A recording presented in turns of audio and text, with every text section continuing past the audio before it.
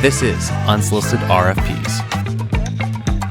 So I had a follow-up thought. I was episode 1 of Unsolicited RFP. I was representing Black Desert. You gave me a pitch, and we came to some takeaways from that. I have another, thinking of being in their shoes, I have another potential pushback to some of your ideas, and I want to see what your response is.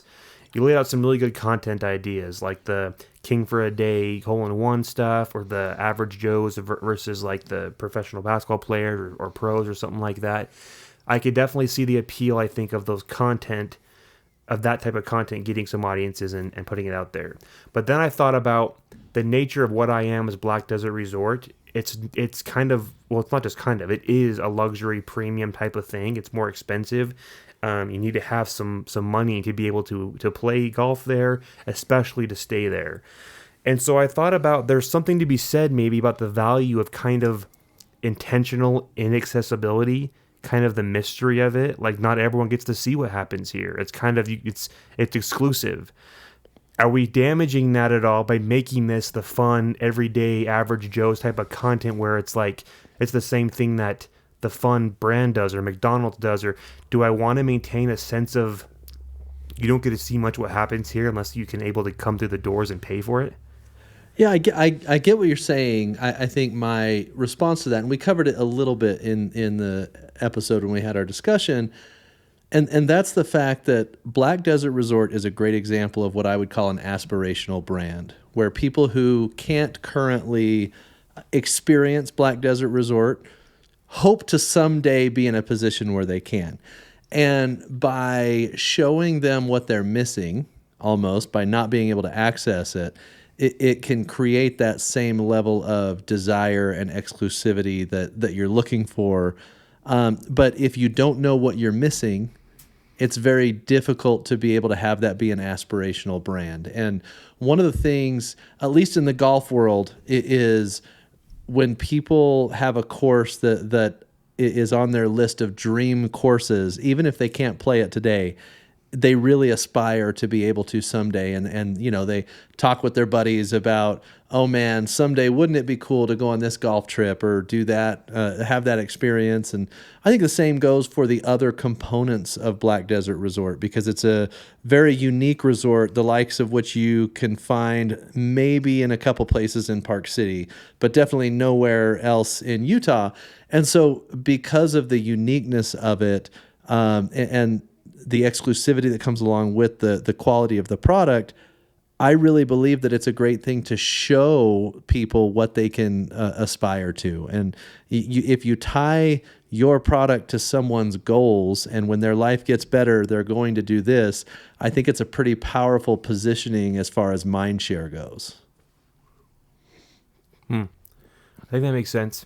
I think maybe it's more, maybe what I'm talking about would need to be, it's not a reason to not do community building content like we talked about. It would just be a little bit more of a criteria about what content is the most on brand, because we don't want to and I don't have the right word for it, but like we don't want it to like sillify, make silly or make light or make kind of cheapen the experience because it's too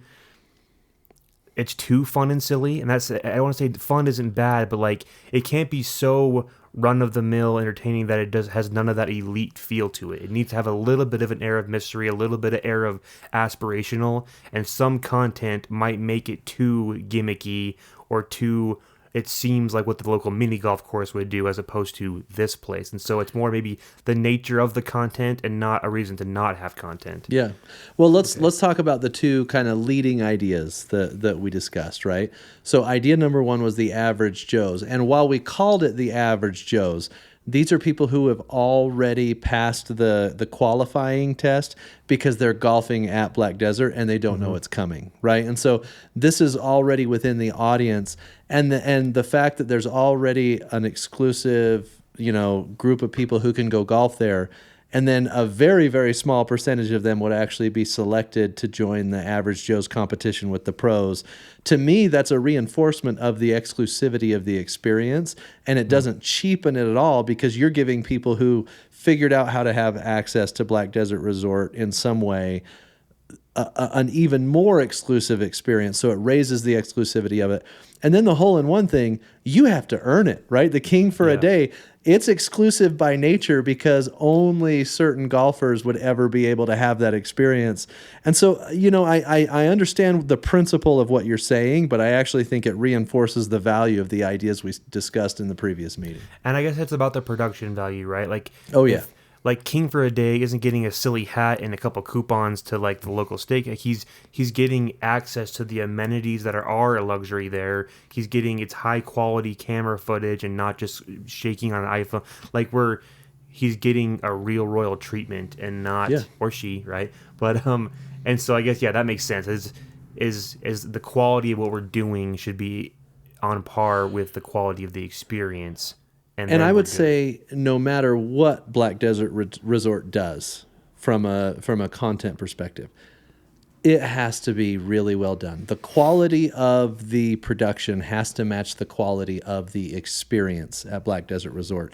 And I do think that flippant, cheap, easy content is the type of thing that will be in danger of doing exactly what you were concerned about when we started this discussion. Yeah. Cool. Okay, I'm resold. That's all I had. Well, good. Let's have you sign again. No revisions needed. But no, I think it's an important question, and I do think anybody that's going to go the community route, Camden, and really focus on building a community through content, you have to look at who you're trying to talk to, and you have to build the type of content that's going to reinforce your brand to that community. And I think the point that you're making is really valid there. I just feel like Black Desert Resort has the ability, because of the nature of their organization, the nature of their product, and the nature of the people that they're reaching out to do this in a really effective way. And I actually think it will definitely have a strengthening effect on their brand. Cool. Great. Yeah. Any other questions? I don't know if we should end like it's an episode. This is just a little supplementary thing, but if you haven't watched it, if you're seeing this and you haven't watched episode 1 of Unsolicited RFPs, you need to go back and then rewatch this so it makes sense. But join in for more Unsolicited RFP content from Brand Revolt. I like it.